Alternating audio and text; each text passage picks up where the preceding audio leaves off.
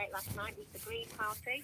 They have the answer. We have to tax the super rich, and that would create enough money to actually sort out all public services. There are some people who are in a very, very unfair society that we currently have. The super rich just break it in, and everybody else doesn't. And what would you describe as a super rich person? What's the annual income? Well, somebody that makes them super rich. I think originally, when the Labour Party first suggested it and have now dropped that idea, it was going to anybody over £10 million, anybody who had over £10 million. I mean, you know, if you've got that sort of money, you can pay as much tax as you want because you're not going to ever be poor. Okay, Amanda, thank you very much. Christopher Little, I hope we get you on, and we have. Calling from Canterbury, hi. Hello. Yeah, I was glad to hear what Amanda just said. It's more or less what I was going to say. I think we need to recognise that one of the major things that happened since in the post-war period is the gap between rich and poor in this country is enormously increased. So that some people are really in quite desperate situations, whereas many other people are really extremely well off and driving very large cars and flying all over the world and basically able to spend money like it was water. You need to think these people, the people who are very wealthy, very well off, should take on their shoulders more of the responsibility for the common good. Christopher, I'm stopping you because we've run out of time, but I'm glad we did hear from you. That's all we've got time for this week. See you again next week. Any Answers was presented by Anita Anand and produced in Cardiff by Ed Prendeville. It was a BBC Audio Wales production for Radio 4. Events spiral out of control at the stables and the Archers next. And then at 3:15, our Orwell versus Kafka weekend continues with Juliet Stevenson reading from 1984. Keep up with all the cricket action with the Test Match Special podcast. With you throughout the summer, the T20 World Cup, the Test Series. And is it as clean as a whistle back over the long-leg boundary?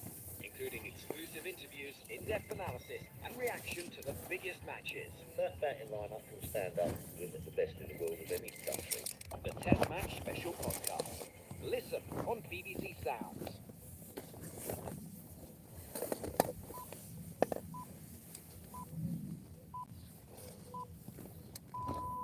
BBC News at 3 o'clock. The Israeli military has rescued 4 hostages from central Gaza. The 3 men and a woman were abducted by Hamas from the Nova Music Festival on October the 7th. A support group for families of Israeli hostages described the operation to free them as a miraculous triumph and called for the release of all those left in Gaza. Lieutenant Colonel Peter Lerner of the Israeli Defense Forces gave more details about the operation. They were being held in civilian homes. We were able to reach there with our special forces, a combined force that was able to engage and extract safely the hostages that were being held. They came under fire, extensive fire. We have an officer that was wounded, injured critically in the extraction, and is currently in hospital.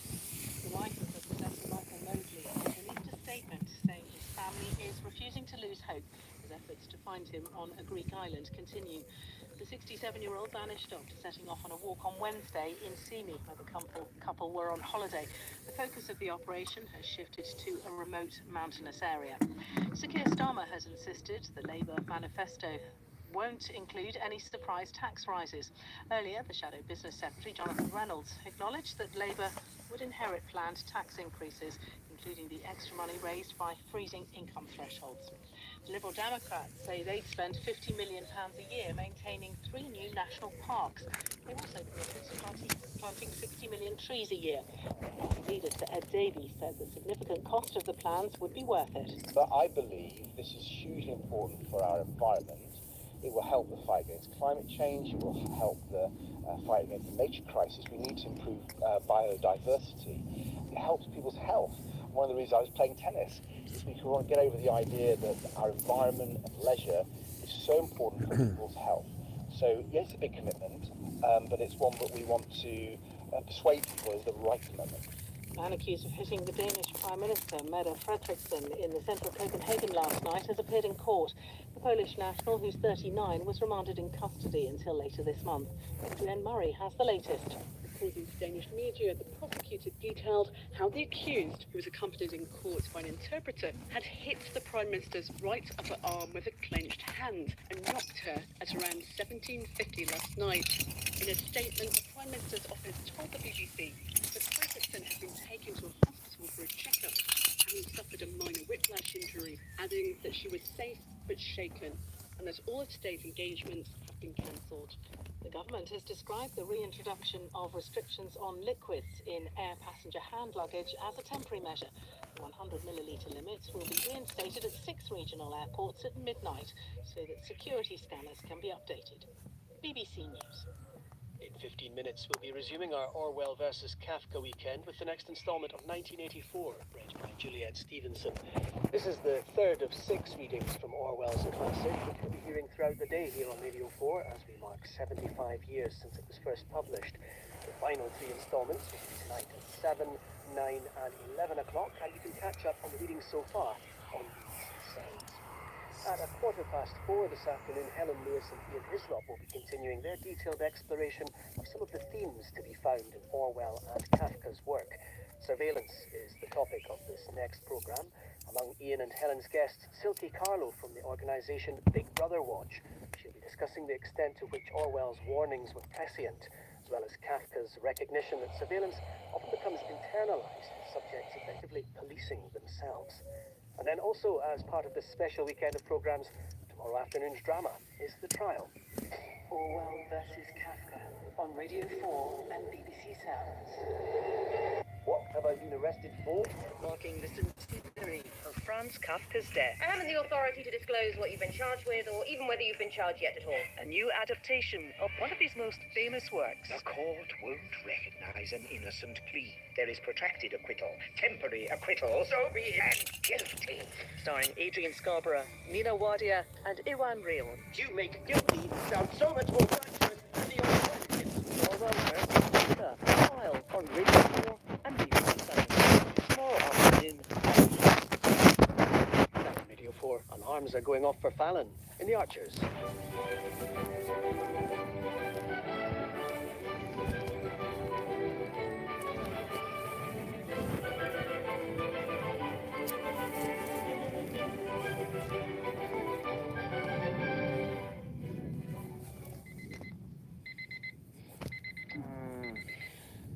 Turn it off. I'm trying, I'm sorry. I'm sorry. It's alright. Oh, I'm sorry. Yes, mate, I've just got off the boat. Yeah, I've got to get Maybe I should just get off the boat. 5 more minutes. 5 more minutes. Maybe I should be in France helping them to get here to my garden, Yeah, no, absolutely not. and I could have No, hundreds of these little tents there, all out in my garden, it is. and I can charge the government lots of money. They'd probably entertain that as well, Yeah, you have the same. but I'm not entertaining that idea. Yeah, the same air as yesterday. Oh, right. I don't think we were together. Oh. You were married to someone else. EDF, English Defence League. I don't know. EDL, isn't it, you mean? I don't know what you mean there. EDF. Well, I don't think I want to be married. That's my electricity company, but I think you mean EDL. Your dream doesn't sound great, Harrison. No. Possibly. Even in Yeah, the Tommy day, Robin, yeah. You did still love me. That's the English Defence League, yeah.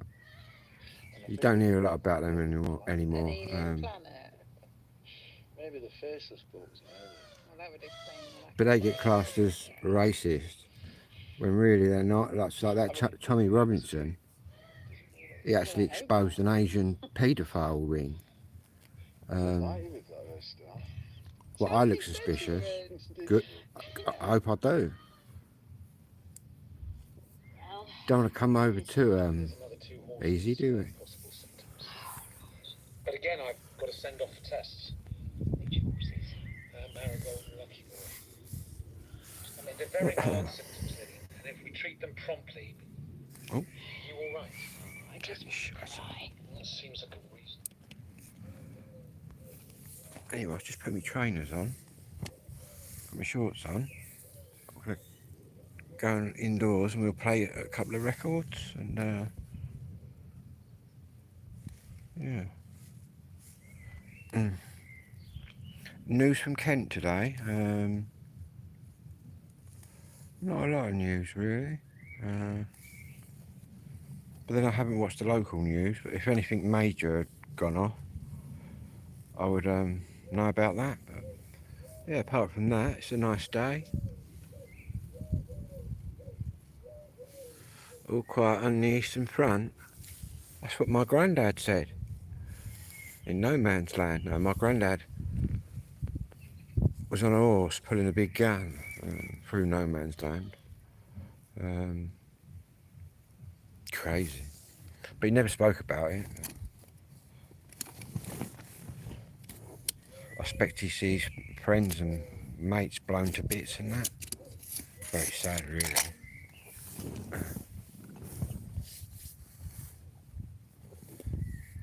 And he was young anyway. He sort of lied about his age to get there, like many boys did. But my other granddad, he had the right idea. He was in a submarine. I'd rather take my chances with a submarine than on a horse, but obviously that was World War One with the horse.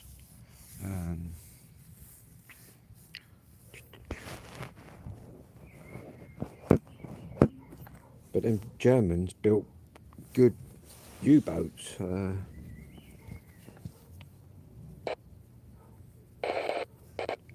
In fact, a lot of their ships were superior to ours.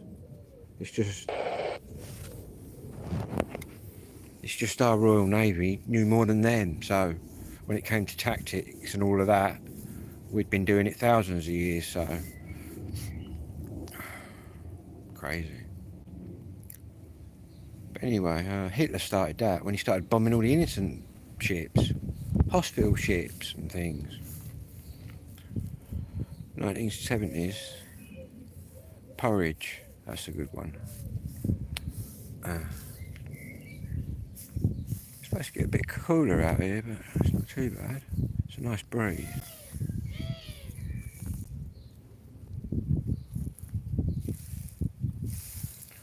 What weather have you got then today in Holland? And our new manager, Mr. Slot, has apparently done his first purchase or first manoeuvre. He's let one of our players go, but it's all good. It's going to be quite interesting seeing what he's going to do. But to be honest with you, I think we paid off, is it Feyenoord, his club that he was with? I think we paid them off. But it'd be interesting, and he'll have like plenty of money to spend. But to be honest, we've already got a good team, but who knows? It's very strange when your manager leaves after like 9 years. Yeah, see, that worries me. When you say he was just lucky with Feyenoord.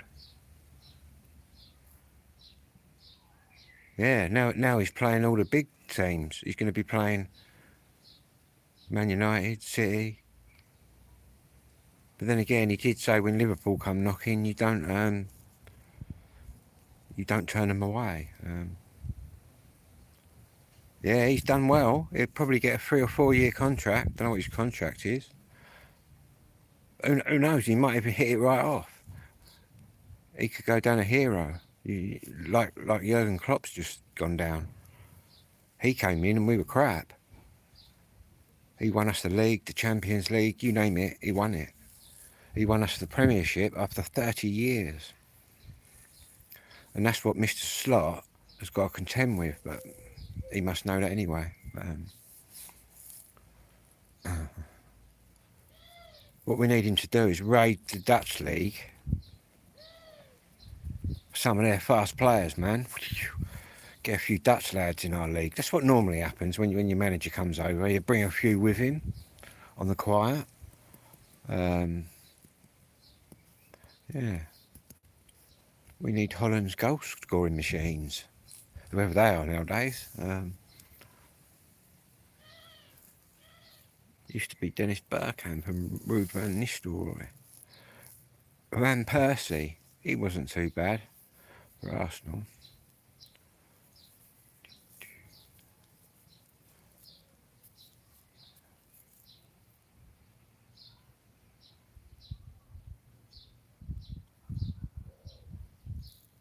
Well, no, he needs to.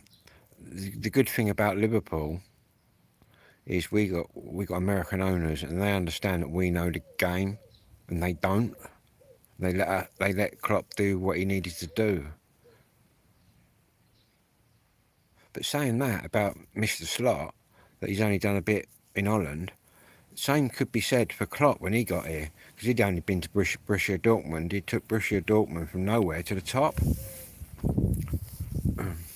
So really, in a year's time, we could be sitting here going, wow, look what he's done. But it's very nervous times at the minute at our club, but that's what happens when your manager goes. Oh yeah, you get a lot of falling out. Like Chelsea fell out with a couple of their bosses, where they try telling you who you're going to buy. So I mean, if you're the manager, you buy, don't you? You're the one that does it all. But yeah, I think Abramovich at Chelsea, he was trying to just put people in.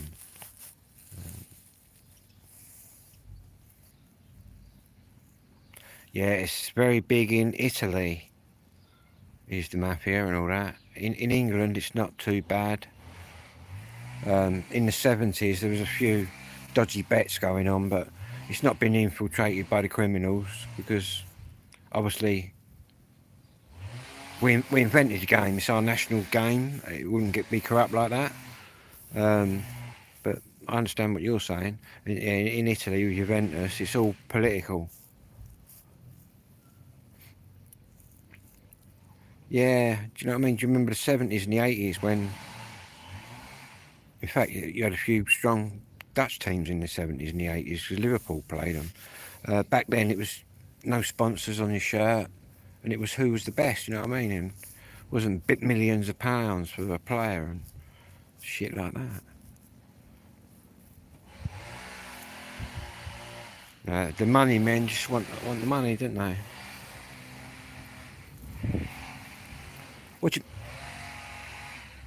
In Germany?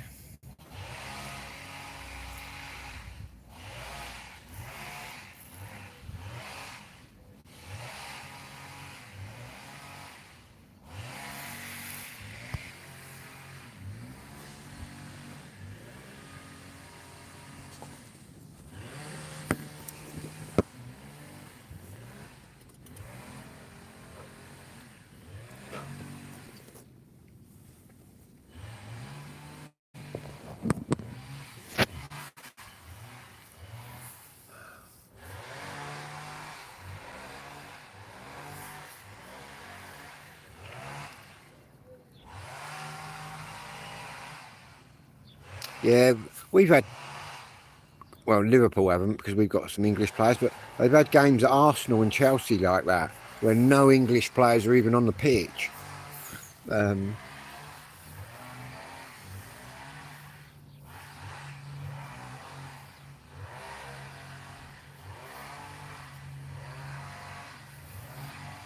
I can remember, do you know a player called John Barnes? You must have heard of John Barnes. Anyway, when he first started playing for Liverpool, the supporters used to throw banana skins on the pitch at him. Come a long way since then. In fact, England used to be one of the worst countries in the 80s for football violence. Spitfire. Can't see it though. Spitfire. Yeah, we used to be one of the worst countries, but then we had a few major disasters and sorted it right out. And now we lead the way, really. Even though all the media at the competitions, you still get a few people fighting. But then the media, the world's media, oh, it's England again. Crazy.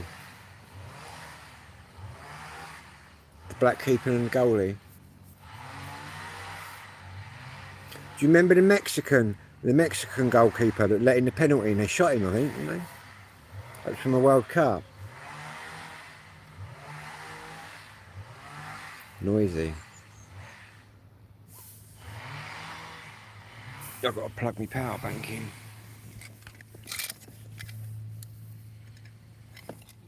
Yeah, there's a Spitfire bombing around out there. Obviously, because of D-Day, there's a lot of aircraft flying around.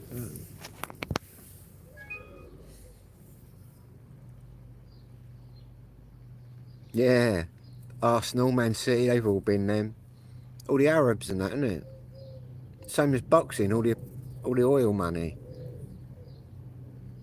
To be honest, what he's done there in Saudi Arabia with the boxing is actually quite good, because now you're getting, there's no money stopping it. You're getting good fights. But where that's going to go, though, I don't know. But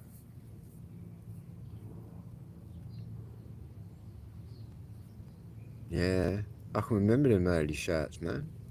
Liverpool had crown paints and all sorts. But again, we was Carlsberg for years.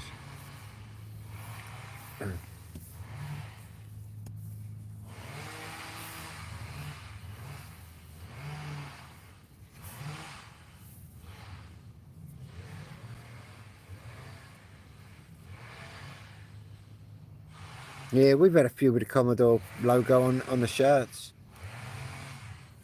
I can remember them.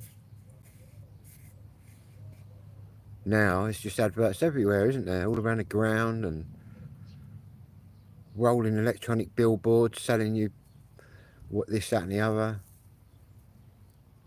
Crazy.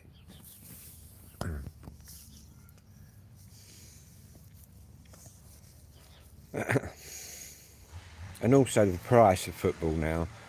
Obviously it used to be a working man's game. But the prices of the money stuff now is ridiculous. PSV Eindhoven. Yeah, man. Yeah, we've played them a few times, Liverpool.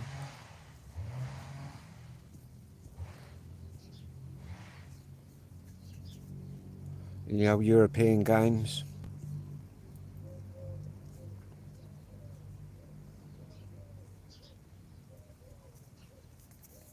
You know you're going to get like a half good game against a, well, that's the way I look at it, with the Dutch team or a German team.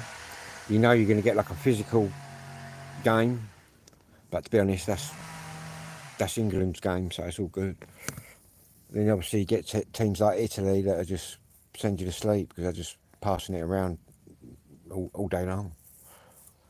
Whereas I think your football, especially ours, is so direct. Chip manufacturer. Yeah, they're running out of chips and all that, aren't they?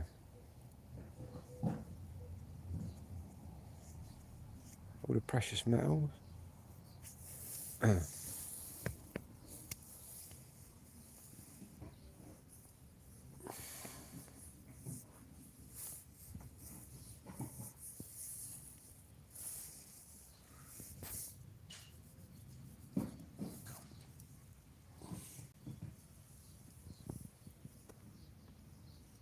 Oh right, ASML. International student.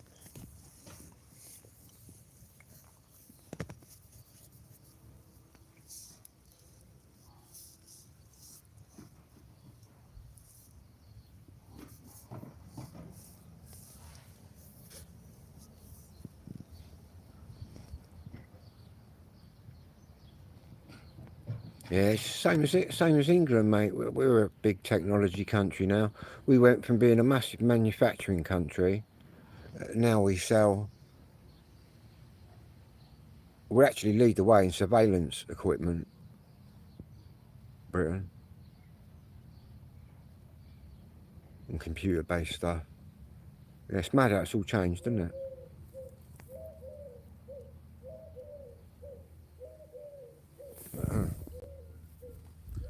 good at spying and making spying devices.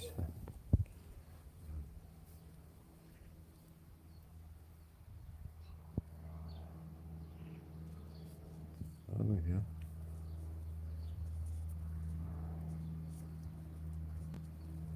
Wouldn't mind visiting parts of Holland. Tulips of Amsterdam. Got some tulips in my front garden.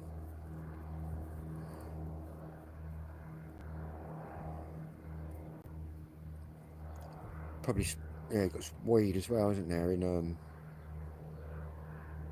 well, I don't know if they still got them shops in Amsterdam.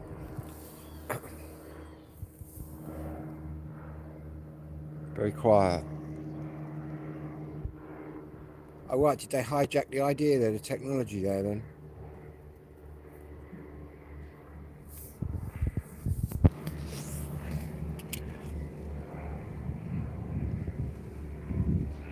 That's a little biplane.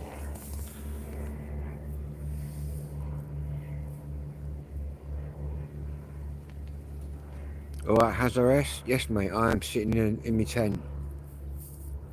About to go to war.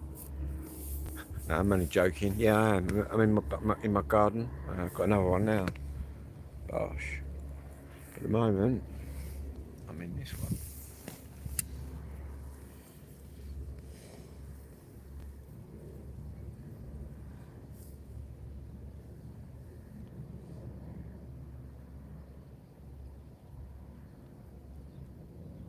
I think we'll go inside, have a coffee and a smoke. I think the time's come. Oh, I've got the hot chocolate.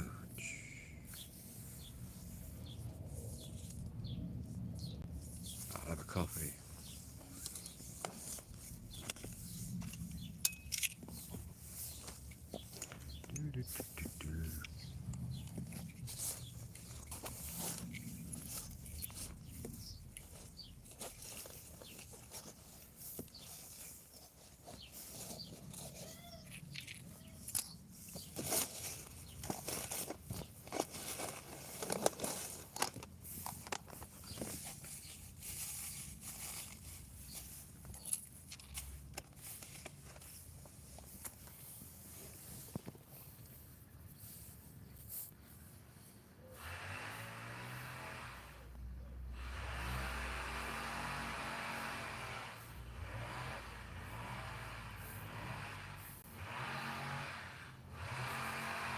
Spoiling my peaceful chilling out tent, that other noise.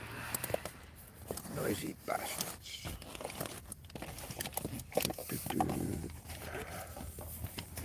That needs to go.